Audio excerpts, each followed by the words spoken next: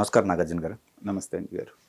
వైఎస్ఆర్సీపీ అధికార ప్రతినిధి నాగార్జున యాదవ్ని పోలీసులు అదుపులో తీసుకున్నారు. అంటే చేసిన కర్మ కొంచెం ఆలస్యంగా అయినా కానీ మన దగ్గరికి వస్తుంది. మనం మంచి పని చేస్తే మనకి దాని రివార్డ్ వస్తుంది. లేదు మనం అధికారంలో ఉన్నాం కదా అని విర్రవీగితే ఏంటంటే దానికి మనం ప్రవర్తించిన దానికి తగ్గట్టుగానే ఫలితం మన దాకా వస్తుంది. దానికి ఉదాహరణ ఇతనే. ఇప్పుడు వైఎస్ఆర్సీపీలో గతంలో 151 మంది ఎమ్మెల్యేలు ఉండేవారు.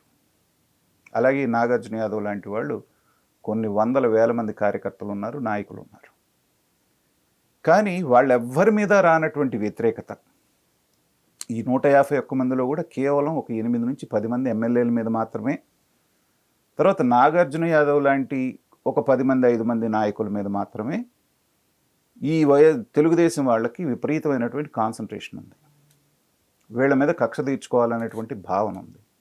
మరి ఇన్ని వేల మంది ఉంటే మీ 15-20 మంది మీదే ఎందుకు ఉంది అనేటువంటిది ఒక్కసారి ఆత్మవిమర్శ చేసుకుంటే, మిగతా వాళ్ళు కూడా విమర్శించారు వాళ్ళని, కానీ లైన్ దాటకుండా విషయాన్ని విషయంగా విమర్శించారు. కాబట్టి ఇవాళ అధికారం మారిన తర్వాత కూడా వాళ్ళ మీద దాడులు లేవు.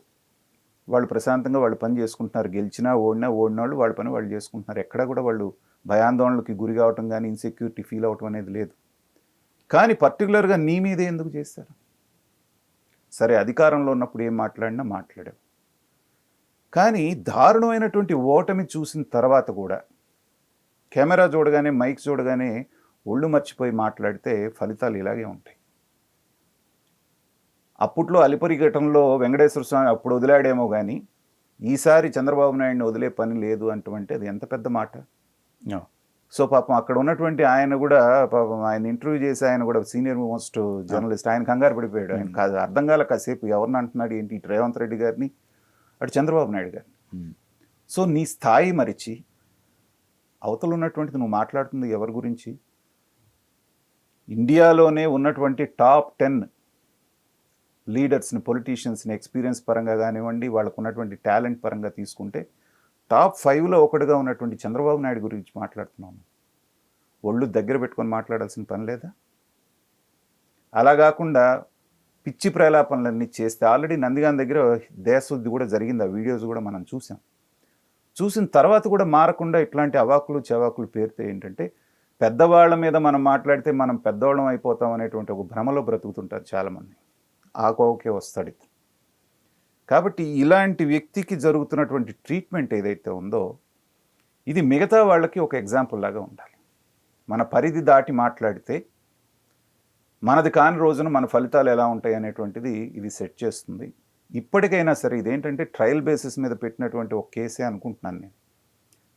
దీని మీద వచ్చి శిక్ష పడుద్దని కానీ లేకపోతే అతను అరెస్ట్ చేసి లోపలేస్తారనేటువంటిది నేను అనుకోవట్లేదు. ఎందుకంటే అది 7 సంవత్సరాల కంటే లోపల పడే శిక్షకి అరెస్ట్ చేయకూడదు అనేటువంటిది స్టేషన్ బెయిల్ అనేటువంటిది ఉంది. ముందు విచారించండి పిలిచి, ఆ తర్వాత కూడా అవసరం అంటే అరెస్ట్ చేయండి అనేటువంటి ఒక రూల్ ఉండటం వలన ఏంటంటే ఇలాంటి వాళ్ళందరికీ ఇమ్మీడియట్గా అరెస్ట్ చేసే అవకాశం లేదు. జగన్మోహన్ రెడ్డి గారి లాగా అవుట్ ఆఫ్ ద వే వెళ్ళి చేయాలి అనుకుంటే వాళ్ళ ప్రభుత్వం లాగా ముందు వేసేసి 2 రోజుల లోపల కోర్టుకు సబ్మిట్ చేస్తే వాళ్ళు వదిలేస్తే వెళ్ళిపోతారు. ఈ లోపల వాళ్ళకి ఇవ్వాల్సిన ట్రీట్మెంట్ ఇస్తే సరిపోతుంది.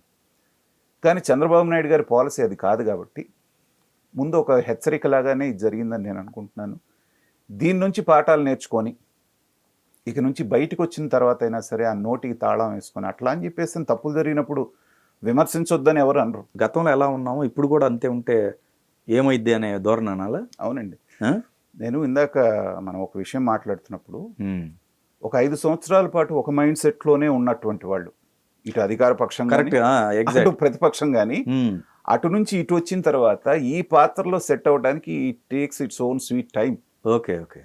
సో ఇప్పటికీ తెలుగుదేశంలో వచ్చిన వాళ్ళు మనం అధికారంలోకి వచ్చాము అనేటువంటి మైండ్ సెట్లోకి ఇంకా కొంతమంది రాలేదు. వాళ్ళు ఇంకా ప్రతిపక్షంలోనే ఉన్నాం అనుకుంటున్నారు. అలాగే అధికార పక్షంలో ఉన్నటువంటి వాళ్ళు మనకు అధికారం పోయింది, మనం ప్రతిపక్షంలోకి వచ్చాం, మనం జాగ్రత్తగా ఉండాలనేటువంటి భావన కొంతమంది ఇటుపక్క కలగట్లేదు. అది వీళ్ళు ఆ రోల్ని ఎంత తొందరగా అడాప్ట్ చేసుకోగలిగితే వీళ్ళకి సమాజానికి కూడా అంత మంచిది. ఎందుకంటే ఇలాంటి పిచ్చి వ్యాఖ్యలు ప్రజలకు కూడా ఏహ్యభావం కలిగిస్తాయి. మీ కాదు, మీ మీద కాదు, మీ నాయకుడి మీద. ఇప్పుడు జగన్మోహన్ రెడ్డి గారిని అందరూ ఎందుకు విమర్శిస్తున్నారంటే ఆయన ఏదో చంద్రబాబు నాయుడు గారిని బూతులు తిట్టారనో లేకపోతే చంద్రబాబు నాయుడు గారిని భార్యని ఆయన అన్నాడనో ఎక్కడ అనలా ఆయన. చంద్రబాబు నాయుడు గారిని ఎప్పుడు ఆయన బూతులు తిట్టలా. కానీ చంద్రబాబు నాయుడు గారిని బూతులు తిట్టేవాళ్ళని, చంద్రబాబు నాయుడు గారి భార్యని అవమానించే వాళ్ళని మీరు కట్టడి చేయలేదు. కాబట్టి మిమ్మల్ని బాధ్యుల్ని చేస్తున్నారు. అదే అలాంటి అనుచిత వ్యాఖ్య చేసిన రోజునే మీరు ఖండించుంటే రెండో వాడు ధైర్యం చేసేవాడు కాదు. రైట్. మీరు వాళ్ళని ప్రోత్సహించి వాళ్ళకి పదవులు కట్టబెట్టారు కాబట్టి ఇదే అర్హత ఏమోనని చెప్పేస్తని ఆ ఆలోచన లేనివాడు కూడా జోగి రమేష్ లాంటి వాళ్ళందరూ కూడా ఇదే బాట పట్టారు, పదవులు పొందారు. అన్నప్పుడు బ్లేమ్ అల్టిమేట్గా మీ నాయకుడికే వెళ్తుంది. కాబట్టి మీరు చేసే ప్రతి అనుచిత వ్యాఖ్య మీ పర్సనల్ దీన్ని డ్యామేజ్ చేయకుంటమే కాకుండా మీ అధినేతని, పార్టీని కూడా డ్యామేజ్ చేస్తుంది. కాబట్టి ఇలాంటి వాళ్ళందరూ తెలుసుకొని ఉండటం అనేటువంటిది మంచి విషయంగా ఉంటుంది.